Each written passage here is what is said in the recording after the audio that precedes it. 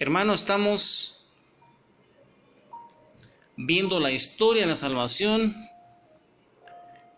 Estamos viendo cómo ese pueblo de Israel está sufriendo, está pasando calamidades, porque son idólatras, porque no cumplen la ley de Dios. Y vimos en la predicación pasada que también nosotros nos parecemos un poco a esos israelitas que creemos que por llevar un escapulario,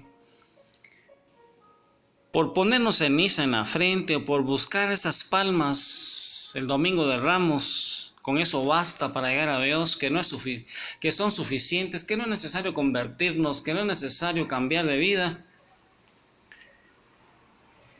Con esa actitud peligrosa,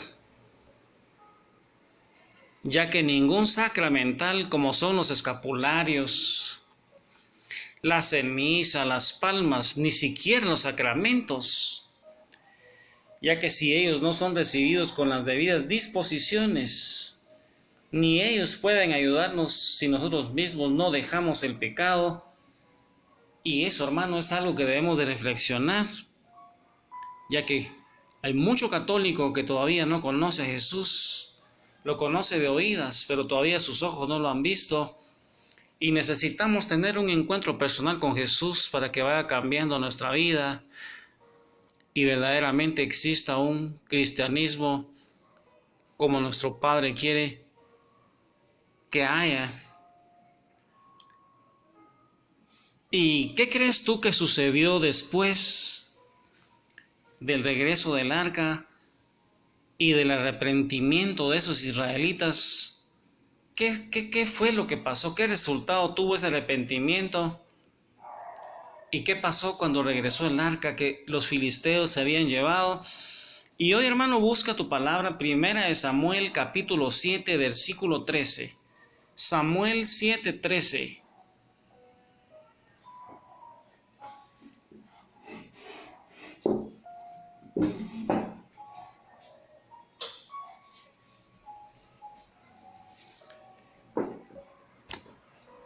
Después de esa derrota, los filisteos no se atrevieron a invadir más el territorio de Israel. Así, la mano de Yahvé se hizo sentir contra los filisteos mientras vivió Samuel. Palabra de Dios. Y en el capítulo 8, todo cambia. Es un capítulo determinante. Israel pide un rey. Y cuando ellos estaban ahí en las llanuras de Moab, antes de cruzar el río Jordán y entrar a la tierra prometida a Moisés, ahí en Deuteronomio capítulo 17, versículo 14 y 15, predijo que Israel tal vez iba a desear tener un rey y dispuso las características que éste debía tener. Y mira cómo Moisés ahí en Deuteronomio 17:14 saca tu palabra. Estamos viendo cómo ese pueblo de Israel quería un rey, pero ya Moisés había pensado en eso. Más bien Yahvé le había dado esas instrucciones a Moisés. Y ahí vamos a ver qué características tendría que tener ese rey, que aunque el padre no lo deseara, por la dureza del corazón de ese pueblo, él les pedía que ese rey tuviera estas características. Cuando llegues a la tierra que Yahvé, tu Dios, te da, cuando la conquistes y habites en ella, tal vez digas: quiero tener un rey como todas las naciones vecinas. En todo caso pondrás a tu cabeza un rey elegido por Yahvé de entre tus hermanos. No pondrás a tu cabeza un rey extranjero que no sea hermano tuyo. Que tu rey no tenga muchos caballos, no sea que traiga de vuelta a Egipto a su pueblo con el fin de tener más caballos. Pues Yahvé te ordenó que no volvieras jamás por aquel camino. Tampoco se buscará muchas mujeres, no sea que se pervierta su corazón y que tampoco se haga rico en oro y plata. Cuando suba al trono, deberá copiar para su uso esta ley del libro de los sacerdotes levitas. La llevará consigo, la leerá todos los días de su vida para que aprenda a temer a Yahvé, guardando todas las palabras de la ley y poniendo en práctica sus preceptos. Así no mirará en menos a sus hermanos y no se apartará de estos mandamientos ni a la derecha ni a la izquierda, y él y sus hijos prolongarán los días de su reinado en medio de Israel. Palabra de Dios.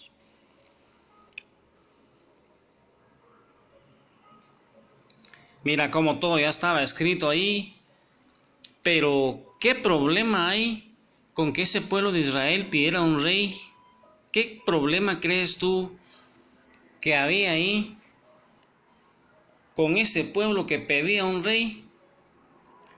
Si la razón fuera buena, no habría problema.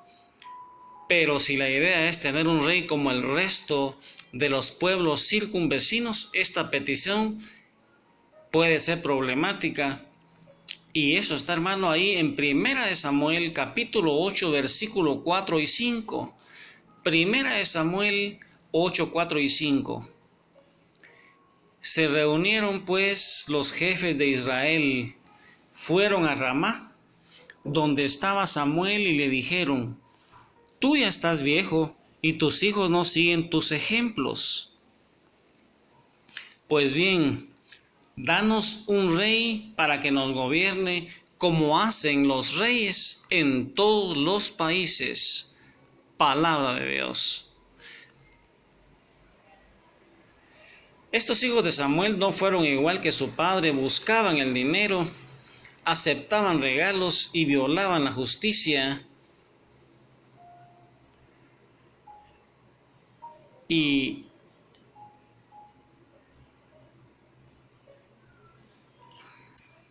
más bien ellos se dirigieron a Elí y le dijeron: danos un rey para que nos gobierne como hacen los reyes en todos los países. Y te recuerdas que ellos no fueron igual que el papá, aceptaban regalos, violaban la justicia.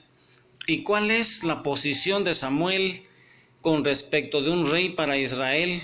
¿Cuál crees tú que era la posición de Samuel, ese pueblo pidiendo un rey?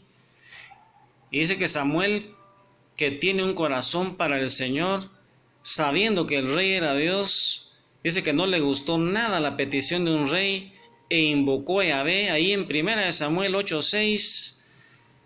Y dice que Yahvé le dijo a Samuel: dale a tu pueblo lo que te pide, pues no te rechazan a ti, sino que es a mí a quien han rechazado para que no reines sobre ellos.